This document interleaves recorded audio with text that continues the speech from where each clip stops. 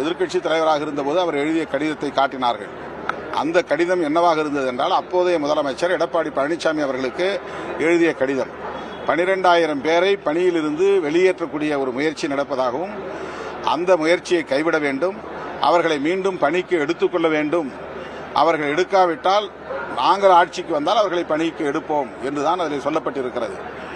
தனியார் வசம் ஒப்படைக்க மாட்டோம், பணி நிரந்தரம் செய்து அரசு ஊழியர்களாக்குவோம் என்று அதிலே சொல்லப்பட்டிருப்பதாக எங்கும் தெரியவில்லை. அல்லது வேறு ஏதேனும் தேர்தல் வாக்குறுதி அளித்திருக்கிறாரா என்று யாரும் எனக்கு காட்டவில்லை. அப்படி இருப்பதாகவும் தெரியவில்லை. அப்போதைய முதலமைச்சர் எடப்பாடி பழனிசாமி அவர்களுக்கு எழுதிய கடிதம் இவ்வளவுதான் சொல்லுகிறது. பணி நிரந்தரத்தை பற்றியோ அரசு ஊழியர்களாக்குவதை பற்றியோ அது சொல்லவில்லை, அந்த கடிதத்தில் இல்லை. ஆனாலும் நான் சொல்லுகிறேன், தேர்தல் வாக்குறுதி தந்தாலும் தராவிட்டாலும், அந்த கடிதத்தில் அது இருந்தாலும் இல்லாவிட்டாலும், தூய்மை பணியாளர்களின் தன்மையை கருத்தில் கொண்டு அவர்களை அரசு ஊழியர்களாக அங்கீகரிப்பதில் அரசுக்கு பெரிய நட்டம் ஒன்றும் ஏற்பட போவதில்லை. இந்தியா முழுவதும் தனியார் வசம் இதை ஒப்படைத்தால் கூட தமிழ்நாடு அதிலிருந்து மாறுபட்ட ஒரு மாநிலம் என்று காட்டக்கூடிய வகையில் மாண்புமிகு முதலமைச்சர் அவர்கள் துணிச்சலாக இந்த முடிவை எடுக்க வேண்டும். தூய்மை பணியாளர்கள் அனைவரையும் அரசு ஊழியர்களாக அறிவிக்க வேண்டும். இந்த நிலையிலே பொதுநல வழக்கு ஒன்று தொடுக்கப்பட்டது. அவர்கள் அனுமதி இல்லாமல் ஒரு இடத்திலே போராட்டம் நடத்துகிறார்கள், இது சரியா என்ற கேள்வியை எழுப்பி பொதுநல வழக்கு ஒன்று உயர்நீதிமன்ற விசாரணைக்கு வந்தது. இவர்கள் அனைவரையும் பணி நிரந்தரம் செய்ய வேண்டும் என்று உழைப்போர் உரிமை இயக்கம் அதே உயர்நீதிமன்றத்தில் வழக்கு தொடுத்திருந்தது. இந்த 2 வழக்குகளையும் விசாரித்த தலைமை நீதிபதி அனுமதி இல்லாமல் போராட்டம் நடத்துவது தவறு, உடனடியாக அந்த இடத்திலிருந்து அவர்களை அப்புறப்படுத்த வேண்டும் என்று ஆணையிட்டு விட்டது. இந்த தொழிலாளர்கள் போராடக்கூடாது, அவர்களை அச்சுறுத்த வேண்டும் என்று அரசு எண்ணியிருந்தால் 2வது நாள் 3வது நாளே அவர்கள் அப்புறப்படுத்தி இருக்க முடியும். ஆனால் 13 நாள்கள் இந்த போராட்டம் தொடர்வதற்கு, அனுமதி இல்லாத இடத்திலே நடத்துவதற்கு, பல்லாயிரக்கணக்கானவர்கள் கூடுகிற ரிப்பன் மாளிகை முன்னால், சென்ட்ரல் ரயில்வே ஸ்டேஷன் முன்னால் அனுமதித்தது அரசு. அவர்களை யாரையும் அவர்கள் தொல்லை செய்யவில்லை. 13வது நாள் உயர்நீதிமன்றத்திலே நடந்த வழக்கில், அதுவும் தலைமை நீதிபதி விசாரித்த அந்த வழக்கில், அனுமதி இல்லாமல் அந்த இடத்திலே போராட்டம் நடத்தக்கூடாது, அங்கிருந்து அவர்களை அப்புறப்படுத்த வேண்டும், அனுமதி பெற்று அனுமதிக்கப்பட்ட இடத்தில் நடத்துங்கள் என்று ஆணையிட்டிருக்கிறார்கள். அதன் பிறகுதான், அந்த ஆணையின் அடிப்படையில் தான் தமிழ்நாடு அரசு அல்லது சென்னை மாநகர காவல்துறை நடவடிக்கை எடுத்திருக்கிறது. இதை நான் நியாயப்படுத்தவில்லை. தூய்மை பணியாளர்கள் பலர் தாக்கப்பட்டிருக்கிறார்கள், அவர்களுக்கு ஆதரவாக குரல் கொடுத்தவர்களும் தாக்கப்பட்டிருக்கிறார்கள். ஆனால் 13 நாள்கள் அந்த இடத்திலே போராட்டம் நடத்துவதற்கு தமிழ்நாடு அரசு அனுமதித்தது என்பதையும் நாம் மறந்துவிடக் கூடாது. திரு ஸ்டாலின் ஆட்சிக்கு வருவதற்கு முன்பு எவ்வளவோ பிரச்சனையை தீர்ப்போம் என்று சொன்னார். ஆட்சிக்கு வந்தவுடனே 525 அறிவிப்புகள் திமுகவில் அறிவிக்கப்பட்டு அத்தனையும் நிறைவேற்றப்படும் என்று வாக்குறுதி கொடுத்தார். இதுவரை வாக்குறுதி நிறைவேற்றல. இன்றைக்கு திருமாவளவன் அவர்கள் சொல்றார், இன்றைக்கு அண்ணா திமுகவில் இன்றைக்கு அரசியல் பண்றோமா? நாங்க எங்க போய் அரசியல் பண்றோம்? உங்களுடைய நீங்க கூட்டணி வச்சிருக்கிற திமுக தலைவர்கிட்ட போய் சொல்லுங்க. அதை சொல்ல மாட்டேங்கிறார் திருமாவளவன் அவர்கள். திருமாவளவன் அவர்களே, இன்றைக்கு தூய்மை பணியாளர்கள் அவர்கள் அண்ணா திமுக ஆட்சியில் போராட்டம் நடத்திட்டு இருக்கிறாங்க. அப்போ எதிர்கட்சி தலைவராக இருந்த ஸ்டாலின் அந்த தூய்மை பணியாளர்களை சந்தித்து அவரோடு கலந்து உரையாடல் செய்து அவள் கொடுத்த தேநீரை பருகி அவரிடத்துல உறுதிமொழி கொடுக்கிறார். அந்த தூய்மை பணியாளர்கள் ஒரு பட்டியலை கொடுக்கிறாங்க, கோரிக்கை அடிக்க பட்டியலை கொடுக்கிறாங்க. அதை திமுக ஆட்சிக்கு உடனே நிறைவேற்றப்பட வேண்டும் என்று. அப்பொழுது ஸ்டாலின் சொல்கிறார், இன்னும் 2 மாதங்கள் பொறுத்துக் கொள்ளுங்கள், திராவிட முன்னேற்ற கழகம் ஆட்சிக்கு வந்தவுடன் உங்கள் கோரிக்கை நிறைவேற்றப்படும் என்று உறுதிமொழி கொடுத்தீங்க. அதோட கடிதம் கொடுத்திருக்கார். இன்றைக்கு ஆணையாளருக்கு கடிதம் எழுதியிருக்கார். இதெல்லாம் ஆதாரத்தோடு சொல்றேன். திரு ஸ்டாலின் அங்க இருக்கிற ஆணையாளருக்கு கடிதம் எழுதியிருக்கிறார். நீங்க மற்றதெல்லாம் பார்க்காதீங்க, அந்த தூய்மை பணியாளர் போராடி இருக்காங்க, அவர்களை நிரந்தரம் செய்யணும். யாருக்கு? ஆணையாளருக்கு. சென்னை மாநகராட்சி ஆணையாளர்களுக்கு திரு ஸ்டாலின் என்ற எதிர்க்கட்சி தலைவராக இருக்கும்போது நேரடியாக கடிதம் எழுதியிருக்காரு. இத்தனையும் செஞ்சுட்டு அந்த தூய்மை பணியாளருடைய வாக்குகளை பெற்றுவிட்டு இன்றைய தினம் அவருடைய கோரிக்கை நிராகரிக்கப்படும்.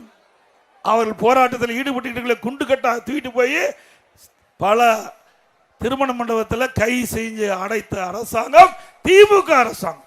அதற்கு திருமாவளவன் அவர்கள் வக்காலத்து வாங்குறார். திருமாவளவன் அவர்களே, அந்த பாவ மூட்டையை நீங்க சுமக்காதீங்க. திமுக செய்கின்ற பாவ மூட்டையை விடுதலை சிறுத்தை கட்சியினுடைய தலைவர் திருமாவளவன் அவர்கள் சுமக்காதீங்க என்பதை மட்டும் நான் சுட்டி காட்டுறேன். இதே போலதான் கள்ளக்குறிச்சியில் விசசாராயம் முடித்து 68 பேர் இறந்து விட்டார்கள். அப்பொழுது நான் நேரடியாக சென்று பாதிக்கப்பட்ட ஆறுல சொல்லிட்டு வந்தோம். அப்ப திருமாவளவன் அவர்களும் அந்த கள்ளச்சாராயம் குடித்த மக்களை எல்லாம் சந்தித்து ஆறுதல் கூறிவிட்டு அப்பொழுது என்ன சொன்னார்? மதுவை ஒழிப்போம் என்று சொன்னார். அதுக்காக ஒரு மாநாடு நடத்தணும்னு சொன்னார். மாநாடு நடத்தினார். அந்த மாநாட்டை மது ஒழிப்பு மாநாடுன்னு அறிவிச்சுட்டு போதைப் பொருள் ஒழிப்பு மாநாடுன்னு மாத்திட்டார். ஏன்னா திமுக கொடுத்த நெருக்கடியில பேரை மாத்தி திமுக நிர்வாகிகளை மேடையில் கூப்பிட்டு பேச வைக்கிறார். திருடங்காயில சாவி கொடுத்த மாதிரி. திருடங்காயில சாவி கொடுத்த எப்படி இருக்கு? அது மாதிரி திமுக ஆட்சியில் மக்கள் பாதிக்கப்பட்டிருக்கிறாங்க. அந்த ஏழை எளிய மக்கள், அந்த கடைக்கோட்டில் இருந்து வசிக்கின்ற அந்த மக்கள் இந்த கள்ளச்சாராயத்தை அறிந்து 68 பேர் மரணம் அடைந்திருக்கிறாங்க.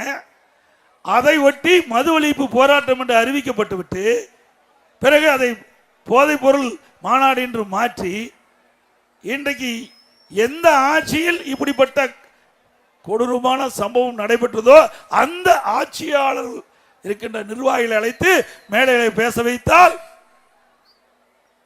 இதுதான் விடுதலை சிறுத்தையினுடைய நிலைப்பாடு. தெரிஞ்சு நிறைய பேச வேண்டியது இருக்குது. பாவம் அவர் சேராத இடத்துல போய் சேர்ந்துட்டார். சேராத இடத்தில் சேர்ந்து விட்டார். வேற வழி இல்லை. ஏன்னா கூட்டணியில் அங்கம் வைத்து விட்டோம் என்ற ஒரே காரணத்திற்காக அவள் சொல்வதையெல்லாம் இவர் திருப்பி அறிக்கையின் வாயிலாக வெளியிட்டிருக்கிறார். திருமாவளவன் அவர்களே, உங்களுக்கென்று ஒரு மரியாதை இருந்து கொண்டே இருக்கின்றது மக்களிடத்திலே. ஆகவே திராவிட முன்னேற்ற கழகம் செய்கின்ற தவறை எல்லாம் நீங்கள் சுமந்து கொண்டு அவர்களுக்கு ஆதரவாக நீங்கள் கருத்துக்களை வெளியிட்டுக் கொண்டிருந்தால் உங்களுடைய நிலை தலையிலாக மாறிவிடும் என்பதை மட்டும் அன்போடு இந்த நேரத்தில் தெரிவித்துக் கொள்கின்றேன். அதே போல நீங்க பார்த்தீங்கன்னா சமூக நீதினு முதலமைச்சர் எப்பொழுது பார்த்தாலும் பேசுறார். துணை முதலமைச்சரும் பேசுறார். திமுக கட்சி சேர்ந்த நிர்வாகிகளும் பேசுறாங்க. கூட்டணி கட்சி சேர்ந்த அந்த கட்சி தலைவர்களும் பேசுறாங்க. அண்மையில் சேலம் மாவட்டம் மேட்டூர் பகுதியில் ஒரு அரசு விழா நடக்குது. அந்த அரசு விழாவில் அங்க இருக்கிற சேலம் மாவட்டத்தை சேர்ந்த மாவட்ட அமைச்சர் திரு ராஜேந்திரன் என்பவர், அவர் சுற்றுலாத்துறை அமைச்சர், அவர் தலைமையில் அந்த அரசு நிகழ்ச்சி நடந்தது. அந்த அரசு நிகழ்ச்சியில் அங்க அமர வைக்கிறாங்க. நாற்காலியில் முன்னாண்ட போட்டிருக்கிற சேர்ல அமர வைக்கிறாங்க. அதுல மேட்டூர் நகரமன்ற துணைத் தலைவரை நாற்காலியில் அமர வச்சிருக்கிறாங்க. மேட்டூர் நகரமன்ற தலைவர் அவர் பட்டியலினத்தை சேர்ந்தவர், அவரை நிக்க வச்சிருக்கிறாங்க. பாருங்க ஏங்க, நகரமன்ற தலைவர் நின்றுகிட்டு இருக்காரு. நகரமன்ற துணைத் தலைவர் இதுதான் அமைச்சர், இதுதான் துணைத் தலைவர், இதுதான் நகரமன்ற தலைவர் சந்திரா. இவரு சமூக நீதி காக்கிறாங்களாம். இதற்கு விடுதலை சிறுத்தை கட்சியினுடைய தலைவர் திரு திருமாவளவன் அவர்கள் அவர்களுக்கு வரிந்து கட்டி பேசிட்டு இருக்கார். இது அண்மையில் நடந்தது. ஒரு 8 நாளைக்கு முந்தி நடந்த சம்பவம். எங்களுடைய சேலம் மாவட்டம் மேட்டூர் பகுதியில் ஒரு நடந்த அரசு நிகழ்ச்சியில பட்டியலினத்தை சேர்ந்தவர்களுக்கு எவ்வளவு அவமரியாதை பண்ணிருக்க என்பதை இனியாவது திருமாவளவர்கள் உணர்ந்து அதற்கு தக்கவாறு தாங்கள் செய்தியை வெளியிட வேண்டும் என்று அன்போடு இந்த நேரத்தில் கேட்டுக்கிறேன். இன்றைக்கு திரு ஸ்டாலின் அவர்கள் பதவி ஏற்கின்ற பொழுது பல வாக்குறுதிகளை கொடுத்தார். அதில் முக்கியமான வாக்குறுதி கிராமத்தில் இருக்கிற 100 நாள் வேலை திட்டம் 150 நாளா உயர்த்தப்படும் சொன்னாங்க. உயர்த்தினாங்களா? 150 நாள். அந்த 100 நாள் வேலை திட்டத்தில் பணிபுரிகின்ற ஊழியர்களுக்கு சம்பளம் உயர்த்தப்படும். உயர்த்தினாங்களா?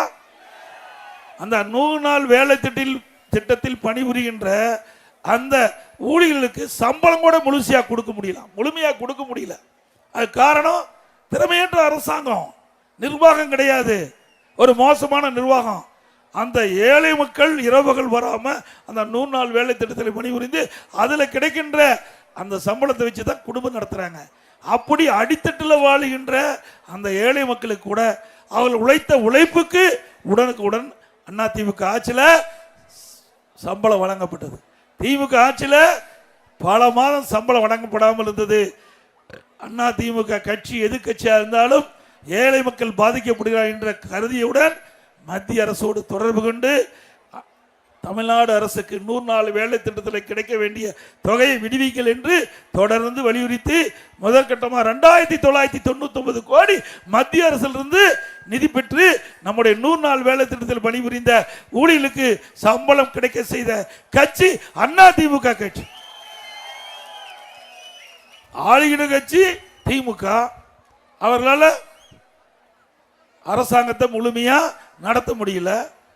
மக்கள் பாதிக்கிறாங்க. மக்கள் பாதிக்கப்படுகின்ற பொழுது எதிர்க்கட்சியாக இருக்கின்ற அதிமுக மக்களுடைய பிரச்சனை தீர்ப்பதற்கு இந்த நடவடிக்கை எடுத்திருக்கிறது என்பதை மக்கள் உணர வேண்டும். ஆக அனைத்து இந்திய அண்ணா திராவிட முன்னேற்ற கழகத்தை பொறுத்த வரைக்கும் ஆளுங்கட்சியாக இருந்தாலும் சரி, எதிர்க்கட்சியாக இருந்தாலும் சரி, மக்களுக்கு பிரச்சனை என்று வருகின்ற பொழுது முதல் குரல் கொடுக்கின்ற கட்சி அதிமுக கட்சி.